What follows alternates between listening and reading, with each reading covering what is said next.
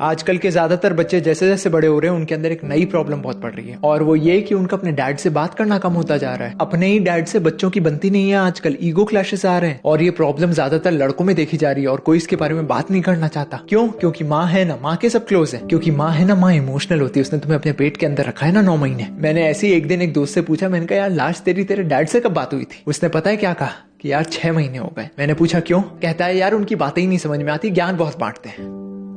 मैंने बस उससे एक ही बात कही, मैंने कहा जिस दिन तू पैदा हुआ था ना उस दिन तेरी माँ बेहोश थी। सबसे पहले अगर इस दुनिया में किसी के चेहरे पे खुशी आई थी ना तो वो तेरा बाप था। और जहां तक बात है ज्ञान बांटने की, माँ का प्यार सबको समझ में आता है, बाप ना जाने के बाद समझ में आता है।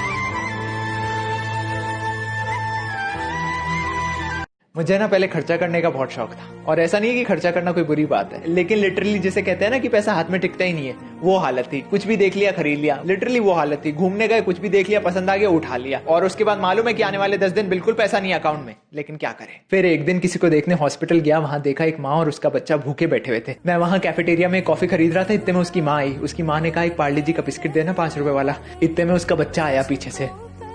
पता है उसने क्या कहा कि रहने दो माँ, पापा के ऑपरेशन के लिए काम आएंगे।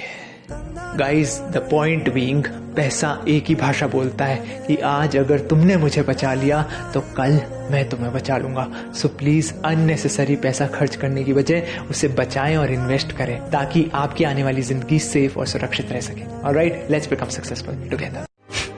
पहली कमाई।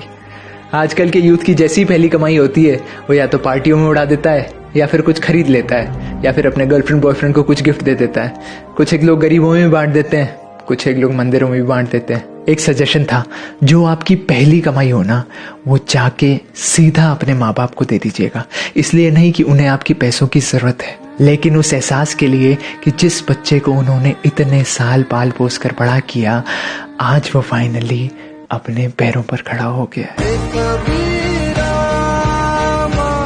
Let's become successful together. 67% of Indians are suffering from sleep deprivation during lockdown. Guys, listen to this seriously because our sleep is directly proportional to our success. अगर टाइम से सोएंगे नहीं तो टाइम से उठेंगे नहीं, टाइम से उठेंगे नहीं तो नींद पूरी नहीं होएगी, नींद पूरी नहीं होएगी तो चिड़चिड़ापन रहेगा, चिड़चिड़ापन रहेगा तो काम में मन नहीं लगेगा, काम में मन नहीं लगेगा तो सक्सेस तो बहुत दूर की बात, सर्वाइव ही नहीं कर पाओगे। सो गाइज, अगर आपको भी टाइम से नींद नहीं आती है then try out this method. This method is known as 4-7-8 method. Yes, you heard that right, 4-7-8। इसमें करना क्या है, सोने से पहले जब आप बिस्तर पे लेटे हुए हो अपने पूरे शरीर को 2 मिनट के लिए पूरा रिलैक्स छोड़ दें, आंखें बंद कर दें, एंड देन 4 सेकंड के लिए नाक से सांस लेनी है, देन 7 सेकंड के लिए उस ब्रीथ को होल्ड करके रखना है।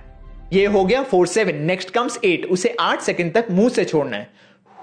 Try this technique out 21 times. 21 तक तो आप गिन ही नहीं पाएंगे, उससे पहले ही आपको नींद आ जाएगा, वो भी नॉर्मल स्लीप नहीं, डीप स्लीप, जिससे कि you will wake up on time feeling refreshed and energised. And एक सीक्रेट बताऊं, this technique is used by our Indian soldiers as well, जिनको बॉर्डर पे बहुत कम नींद मिलता है। Let's become successful together. मेरा एक दोस्त था, उसकी महीने की सैलरी थी 1 लाख रुपए, डिसेंट राइट, लेकिन उसके साथ एक प्रॉब्लम थी, उससे क्या पैसा बचता नहीं था, इंपल्सिव बाइंग बहुत करता था। मैंने समझाया तो कहता है अबे एक जिंदगी मिली है, अचार डालेगा क्या इस पैसे का। मैं उस टाइम चुप हो गया। देन एक दिन उसका हॉस्पिटल से कॉल आया, कहता है फटाफट आजा। मुझे लगा कोई इमरजेंसी होगी, वहां जाके पता चला कि भाई साहब को एडमिट नहीं कर रहे हॉस्पिटल वाले, बिना 35,000 रुपए एडवांस दिए। तो मैंने कहा भाई इतना तो कोई बड़ा अमाउंट था नहीं, दे देता। तो भाई साहब कहते मेरे अकाउंट में तो सिर्फ 2,000 रुपए। भाई साहब आप मानोगे नहीं, उस दिन छाती फूल गई मेरी घर से। मैंने कहा शाबाश लड़के, शाबाश, इतने महीने मेहनत करके तुम 2,000 रुपए बचाए हो। Guys, the point being, there is one fundamental rule of saving money which every one of us should follow if we don't want to fall into such situations, and that is you don't save what is left after spending, but you spend what is left after saving. Alright, think, let's become successful together.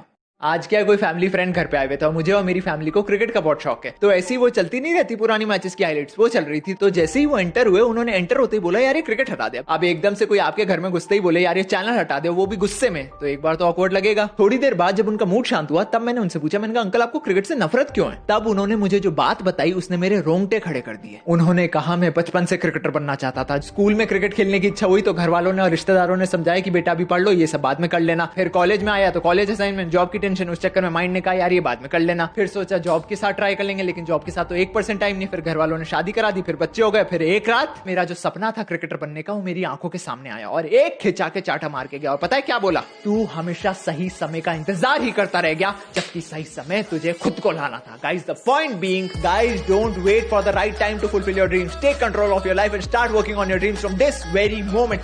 Sometimes later becomes never। मेरी क्या बचपन में एक बहुत गंदी आदत थी, और वो ये कि अगर मुझे कोई चीज पसंद आ जाती थी तो मुझे बस वो चाहिए, और अगर मेरे घर वाले मुझे वो नहीं दिलाते थे तो मैं पूरा घर सर पे उठा लेता था, भले ही वैसी 10 और चीजें ऑलरेडी घर में सड़ रही हूँ। लिटरली कोई भी खिलौना पसंद आ गया चाहिए, घड़ी पसंद आ गई चाहिए, जूते पसंद आ गया चाहिए। थोड़ा बड़ा हुआ तो जो लड़की पसंद आए वही मेरी गर्लफ्रेंड होनी चाहिए। यू सी, जब तक वो इंसान या वो चीज मुझे नहीं मिल जाती थी वो मेरी जिंदगी का सबसे इंपॉर्टेंट पार्ट बन जाती थी, but only until that time, जब तक वो चीज मुझे नहीं मिलती थी। फिर एक दिन एज यूजुअल जितने भी खिलौने मैंने खरीदे हुए थे वो सारे जमीन पे फैले हुए थे। एकदम से माँ आई, देखते ही गुस्सा हुई और एक बात बोली जो मुझे आज तक याद है। कहती है, बेटा, इस दुनिया में हर चीज कीमती लगती है, लेकिन सिर्फ पाने से पहले या खोने के बाद। Guys, the point being, often times in asking for more we stop valuing the things, the people, the relationships that we already have in life. Please don't do so, cause you know what we have today is also a dream for millions. All right, let's become successful together.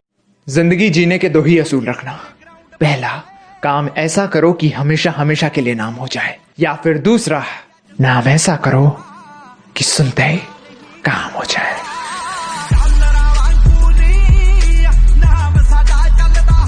एक time था जब पैसा कमाने के लिए मैं किसी के भी आगे हाथ जोड़ लेता था। मुझे आज भी याद है, एक बार एक कंपनी से मेरे 2000 रुपए के काम की बात हुई थी और एंड मोमेंट पे उस कंपनी ने वो काम वापस ले लिया। और आप मानेंगे नहीं, सिर्फ वो 2000 रुपए कमाने के लिए मैंने उस कंपनी के आगे हाथ जोड़े, उसके आगे पैर पड़े, उनको दुनिया भर के मेल लिखे, लेकिन उस कंपनी का एक ही जवाब आया कि ये भीख ना अपने माँ बाप के पास जाके मांग, हमारे पास नहीं। और उस बात ने मुझे जिंदगी का सबसे बड़ा लाइफ लेसन सिखा दिया कि चाहे जो हो जाए, पैसा कमाने के लिए किसी के आगे अपना हाथ मत फैलाना। चाहे जो हो जाए, पैसा कमाने के लिए अपना ईमान, अपनी सेल्फ रिस्पेक्ट का भी मत बेचना, और अपने आप को इस काबिल बनाना कि 2000 तो क्या 2 करोड़ रुपए एक दिन तुम्हारे पाँव में आके रख दे। Alright, let's become successful together.